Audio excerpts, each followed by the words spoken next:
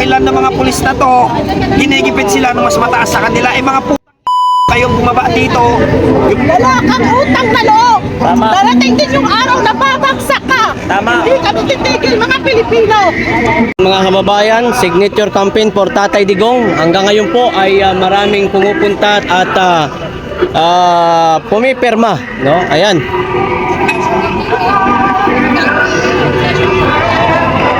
Daming pumipirma mga kababayan. Nasa Baclaran po tayo, Baclaran.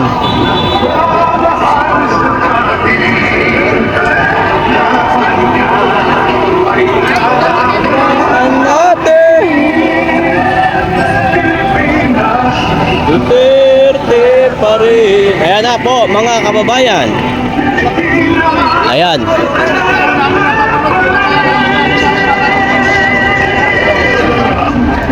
Daming pumipirma dito mga kababayan sa may Baclaran, no?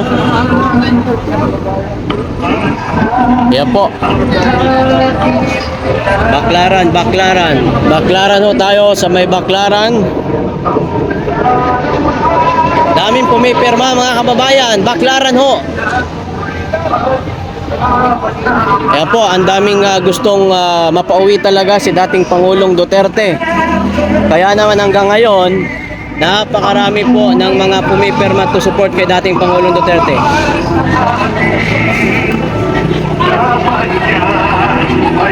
Ayan o, ayan o. Sinabi ng ano kapatid adik, diba? Pipirma lang kami rito. Itatabuhin nyo. Bumaba kayo dito. Sige, ipaliwanag nyo sa taong bayan. Ayaw kaming paalisin dito. Ipaliwanag nyo sa taong bayan kung bakit gusto nyo kaming paalisin. Bakit kayo takot sa katotohanan? Simpatya ng taong bayan.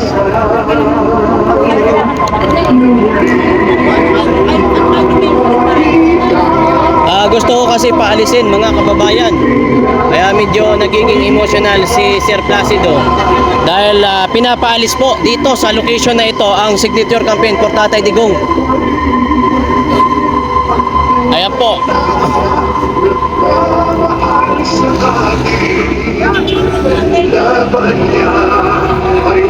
Kaya oras kayo, Brad?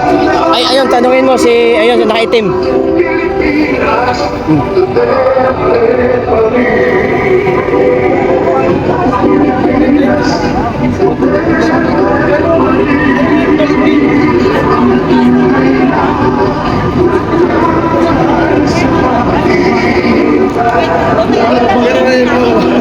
Ano ba? Pinapaalis ba? Pinapaalis?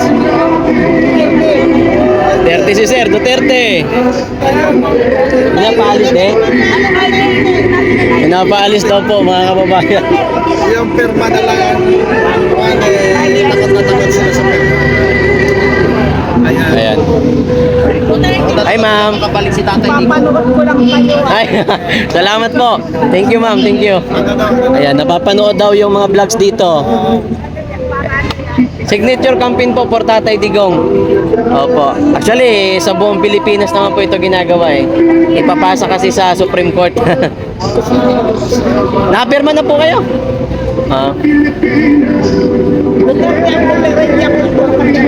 Okay lang naman po kahit saan.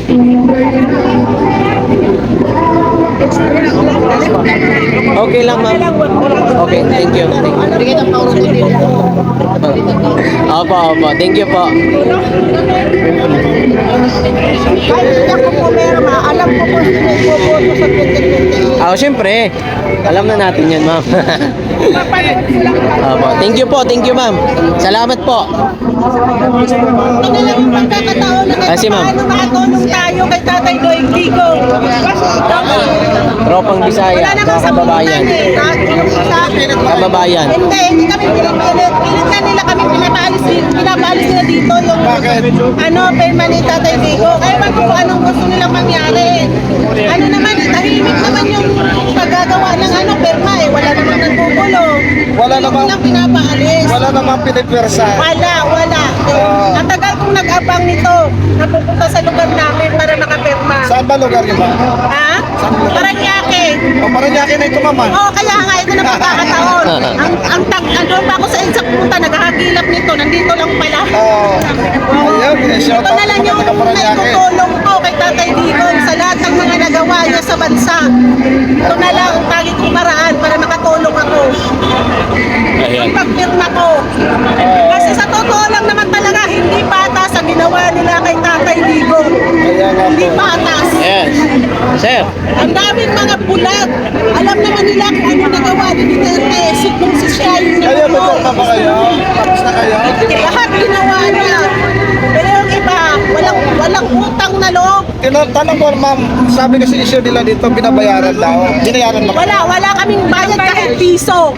Yan. Kayo po, ma'am, Wala kaming binayaran bayad. Kung saan hindi.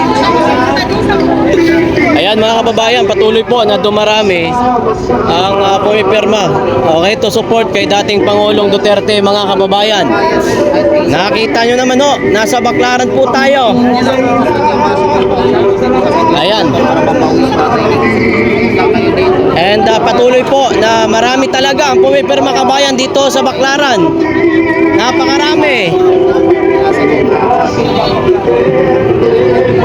Ayan. PM po niyo po kung saan next po kami sige po, sir.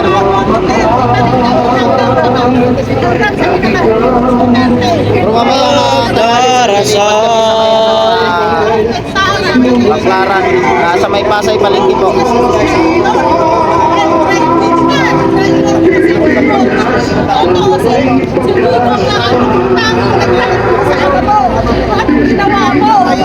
Di ba ignore mo?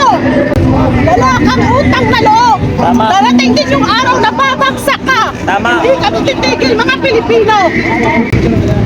Ayan yung mga kababayan. Singilin si Sarah. Nakipag-cooperate naman tayo ng maayos. Kinausap natin ng maayos. In fact, pinipilit lahat kunin ng mga pangalan ng kasama natin dito. No? Ngayon, hindi naman natin pwedeng ibigay yon. No? At karapatan natin yon dahil sa data privacy. Pero ako, dahil gusto nating bigyan ng maayos mayapa yung ginagawang signature campaign, no? Sinakripisyo ko yung personal information binigay ko. Kaya lang, naawa ko dito sa mga pulis, mabababang ranggo, uutusan ng mga mas matataas sa kanila. Bakit? Takot ba kayo kay Bongbong Marcos? No? Eh, ito taong bayan po ito. No? Na bread and butter ng gobyerno, mga taxpayer. Ang hinihingi lang namin konting oras. Okay na nga sila. Pero ang dahilan ng mga pulis na to, ginigipit sila ng mas mataas sa kanila. Eh, mga kayong bumaba dito, yung mga leader ng mga pulis na to, harapin nyo yung galit ng taong bayan na ayaw umalis. Kami kanina pa namin gusto na sumunod sa kanila, aalis na lang kami pero pinipigilan kami. Ayan o si ate o. Narinig niya kasi, pinipigilan tayo, galit na galit ang taong bayan. Ano bang masama dito sa magpapapirmang ginagawa? Naniningil ba tayo rito? Humingi Hindi. tayo ng pera? Wala. Binubudol ba natin? Wala. Kapatan ba natin to? Hindi. O anong problema? Diba? Kaya pasensya na po, ginagalang natin ang mga mababang rangko. Inuutosan kayo ng mga commander nyo. So, kayong mga commander nyo, dapat panindigan nyo kayong bumaba dito. Aalis kami, pero kayo ang kumausap sa taong bayan na gustong magbigyan ng simpatya, gustong sumuporta. Ano bang problema dito? Ano bang masama dito? May ninanakaw ba kami katulad ng mga amo nyo?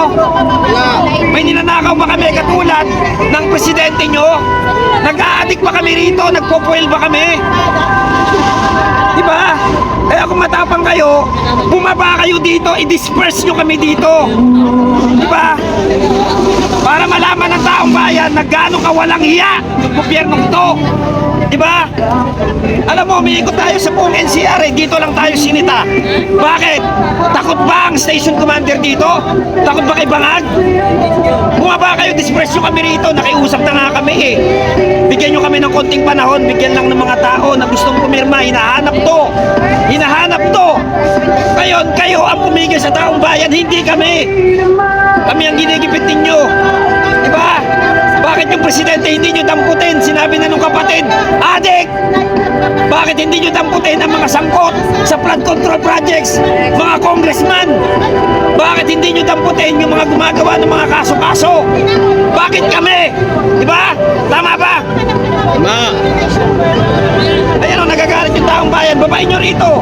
I-disperse nyo kami, bombahin nyo kami ng tubig, batutahin nyo kami. Yun ba yung gusto nyo makita ng taong bayan?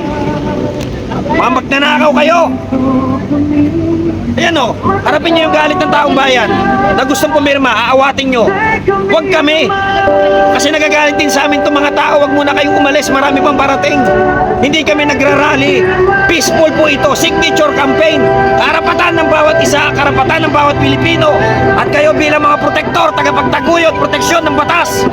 Suportahan nyo yung taong bayan. Dapat nga nandito kayo, isecure nyo kami rito, tama? Tama. Hindi yung tatakutin nyo kami dahil takot kayo sa presidente nyong adik.